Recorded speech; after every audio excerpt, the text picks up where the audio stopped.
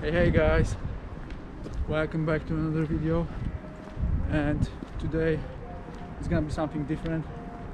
We are using the panning technique, and hopefully I will somehow explain it to you, and I'm gonna share with you some tips, a basic one for beginners, for people that just starting out with maybe photography, maybe pannings, and who knows, hopefully we'll get something from those tips. And yeah, let's get started. Let's start with our old best friend Vicky. And panning means in cinematography and photography, panning means swiveling a still or video camera horizontally from a fixed position. This motion is similar to the motion of a person when they turn their head on their neck from the left to right. And this basically means that you have to stand still, hold your camera. You can do this close to your body or a little bit further, depends on your preferences, so it doesn't really matter. You basically hold your camera, you point on the object, and you're moving your body, I mean arms with slightly your body, from left to right, like following the object while it's moving. So the best option is to pick a spot when you can do this horizontally to the object, parallel to the moving object. So if the tram was in motion and it's coming from left to right, I would just follow him like this. I can do this closer, I can do this like this. It depends on how you want it. So yeah, that's it. It's super easy, just standing still and moving your camera like this. That's it. Let's start with tip number one. Location. You want to find a good location, good looking location, interesting one. About the location, very important thing. Depends on if you are shooting during the day or at night. So if you are shooting at night like me, it's getting darker right now, you wanna have a really nice glowing, maybe not glowing, background with lights, as simple as that. So your lights could be street lights or building lights, windows lights, whatever. You want to find something that brings attention and give it a little bit more punch to the background.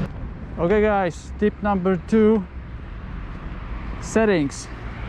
Let me turn this on and I will show you what works for me and my suggested settings for the beginners, so you can set your camera up. Let's start with the shutter speed, which is the most important part. For the beginners, the recommended shutter speed is around 40, 50, even 60. Depends on the object, obviously, because if it's moving faster, it's still gonna be blurred. So whatever settings you use, it's obviously you have to do it by yourself and just check them all like I suggested. So I wanted to start with 1/15 of a second here.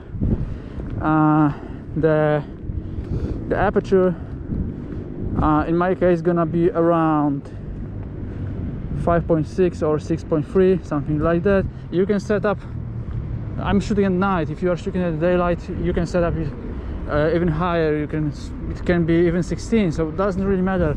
It matters how sharp you want to have your object to be.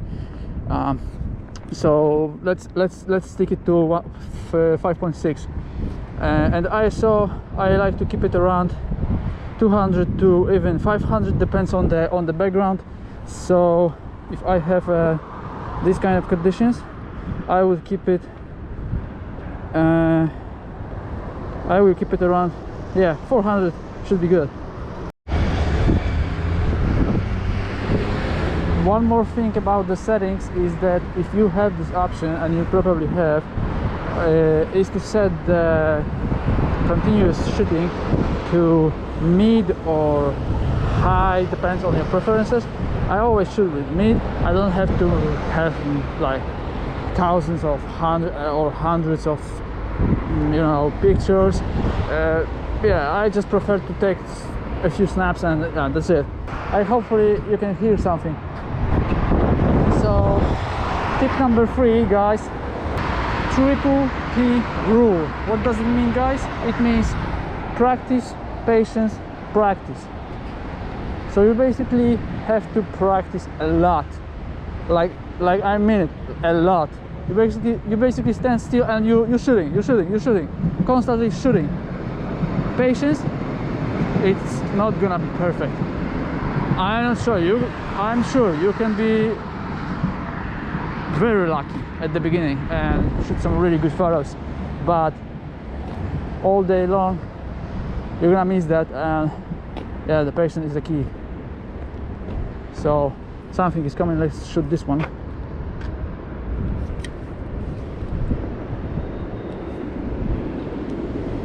So remember, you stand still, you aim, you focus, and you follow the object. And as you can see, this area here isn't very interesting. Some trees, and I don't know. Let's say it's boring. So I have to go back a few steps. We have here the the environment protection building, whatever that means, cascada, yeah, something like that. And we're gonna shoot in front of this building. Hopefully it's not gonna be too windy like this now. Oh my god.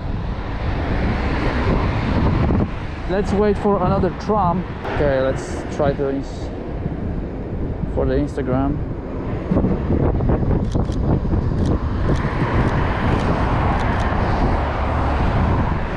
Okay, a few steps back. Let's take it from here.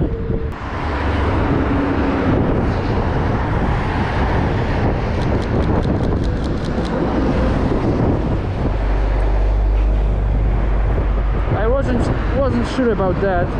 Yeah, it's pretty good. Maybe the front of the tram is kind of blurry, but yeah, still pretty good. Okay, we have one more.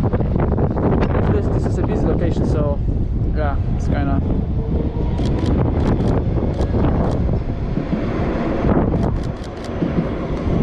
Okay, so they are starting from this position, so I think we can jump a few steps.